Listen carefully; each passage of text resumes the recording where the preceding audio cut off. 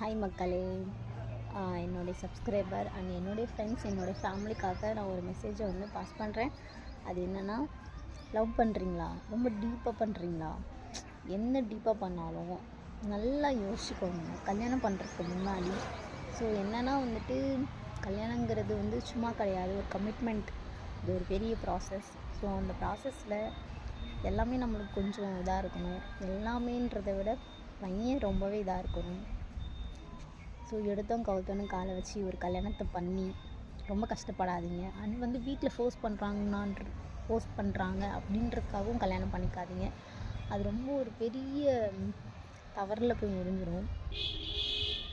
என்ன சொல்கிறது, ஹாப்பினஸ் இருக்காது லைஃப்பில். யாராச்சும் வராங்களான்னு பார்த்தேன். ஹாப்பினஸ் இருக்காது லைஃப்பில், கொஞ்சம் கூட நிம்மதி இருக்காது முதல்ல. ஸோ எதுக்குடா கல்யாணம் பண்ணோம், எதுக்குடா அப்படின்றத வாழ்க்கைன்ற மாதிரி ஆகிடும். ஃபீல் பண்ணாமல் இருக்கணும்னா முன்னாடியே 1000 முறை யோசிச்சுருங்க. கல்யாணம் பண்ணிவிட்டு யோசிச்சு டிவோர்ஸில் போய் முடியறதெல்லாம் நல்ல ஒரு இதாக இருக்காது.